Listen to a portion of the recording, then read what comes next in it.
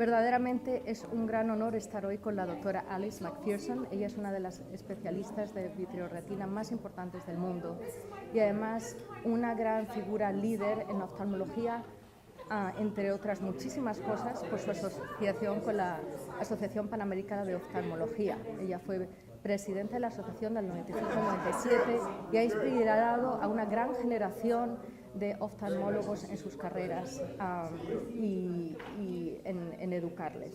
Dr. McPherson, thank you for being with us today. Well, it's a pleasure. Congratulations on this great honor bestowed upon you by the Pan American today at the Circle of Vision. I want to talk a little bit, you were the first woman president of the Pan American. What was that experience like? What were some of the challenges you found back then? And how do you think you inspired the organization to grow into what it's become today, where it has impacted the lives of so many ophthalmologists? That's a big order. I mean, let's take things one at a time. Well, first of all, being the first woman president, of course, for the Pan American, I was very proud and happy because I thought that I thought it was such an honor to be a president of 24 independent countries. When I was president at that time, the Pan American did not really think of including Spain. And so, as far as I remember, there were 24 countries. But it was, to me, outstanding.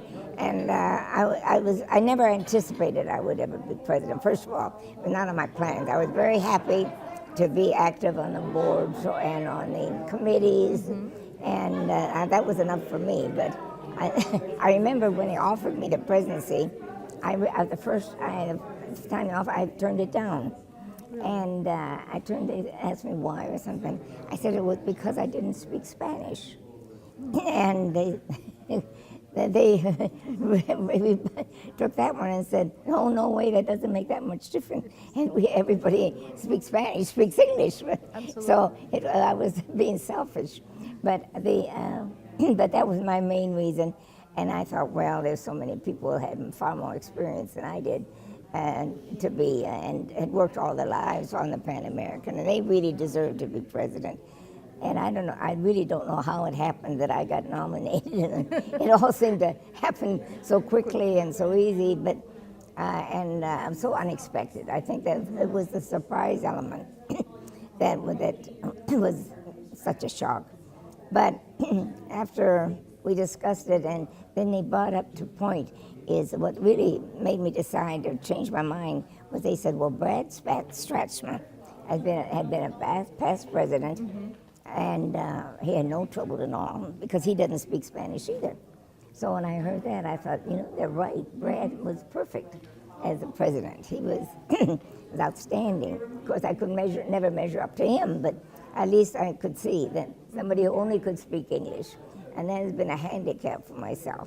Of course, I came from the Midwest and Canada and sort of trickled down to Texas. So as a result, I wasn't exposed to Spanish. Like people that grew up in Texas and with Mexico, to them it's very often a common second language. But to me, being Scottish and English, I was very poor in lingually. So for any discussion on other languages. But anyhow, that's why. But when they decided that, then I had to change my mind, and I went on and could never look back, and it was really outstanding, and I was so happy to put as that one of my accomplishments. It really turned out to be it was one of those experiences in a lifetime that you don't anticipate ever doing, and it happens to you, and it just turns out to be one of the greatest. And I'm sure the language barrier wasn't really a barrier because the Pan American is about networking, and everybody, it's beyond language, which I think is what makes the association so unique. Yes, it's the connection between all the Americas and, of course, now Spain and Portugal. Exactly.